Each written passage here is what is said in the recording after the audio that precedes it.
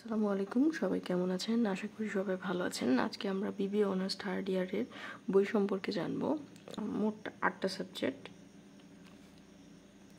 এর মধ্যে কোন সাবজেক্ট কোনভাবে বিভক্ত আছে সেটাই আমরা আজকে আলোচনা করব। তাহলে চলেন আলোচনা করা যাক। এটা হচ্ছে প্রথম খণ্ড। এটাতে প্রথম খণ্ডে আছে, আমরা একটু কাছ থেকে দেখি। এখানে আছে প্রথমে উৎপাদন ব্যয় হিসাব বিজ্ঞান, কস্ট অ্যাকাউন্টিং।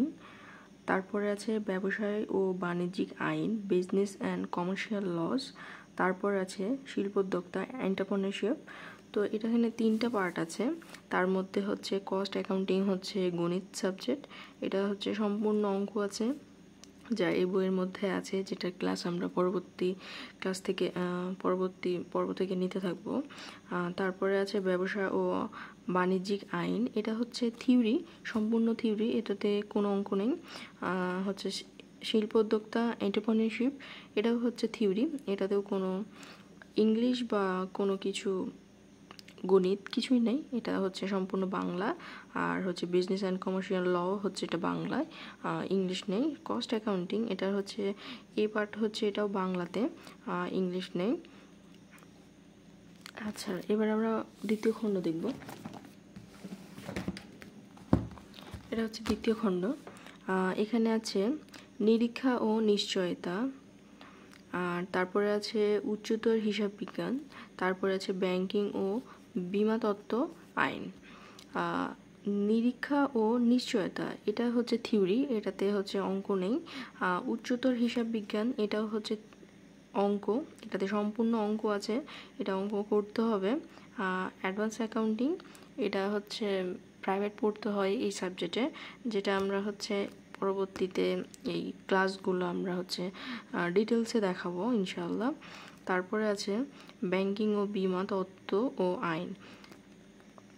এটাতে হচ্ছে সম্পূর্ণ থিওরি নাই, 2টা সাবজেক্ট হচ্ছে অঙ্ক আছে। বীমা সম্পর্কে একটা অঙ্ক আছে, আর একটা হচ্ছে ইনকাম স্টেটমেন্ট অঙ্ক আছে, যেটা আমরা হচ্ছে ক্লাসের মাধ্যমে অবশ্যই জানানোর চেষ্টা করব। আমরা হচ্ছে তৃতীয় খণ্ড দেখব এবার। এটা হচ্ছে তৃতীয় খণ্ড। এটাতে আছে ব্যবস্থাপনা হিসাব বিজ্ঞান, ম্যানেজমেন্ট অ্যাকাউন্টিং ইন ইংলিশ। এটা হচ্ছে সম্পূর্ণ ইংরেজিতে, এটাতে বাংলার কোনো কিছু নাই। যেগুলো এ পার্ট এবং বি পার্ট হচ্ছে থিওরি আসবে, সেগুলো সম্পূর্ণ ইংলিশে লিখতে হবে। সাথে এটা হচ্ছে প্রাইভেট পড়তে হয় এই সাবজেক্ট, যেটা আমরা পরবর্তীতে ক্লাস নেব ইনশাআল্লাহ।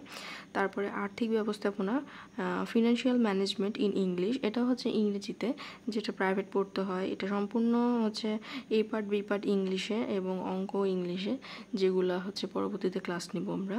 তো আজকের হচ্ছে আলোচনা এতটুকুই। পরবর্তীতে আমরা হচ্ছে ক্লাস শুরু করব ডিটেলসে, এবং এই ভিডিওর পরে আমরা ধারাবাহিকভাবে ক্লাস নিব একটার পর একটা। আপনারা অবশ্যই কমেন্টের মাধ্যমে জানাবেন যে কিভাবে ক্লাস নিলে বা কোন ক্লাস নিলে আপনাদের উপকারিতা হবে। আমি আশা করছি যে আমার ক্লাসগুলো করলে আপনাদের হচ্ছে প্রাইভেট পড়তে হবে না, আমি সম্পূর্ণ ডিটেলসে আলোচনা করব ইনশাআল্লাহ।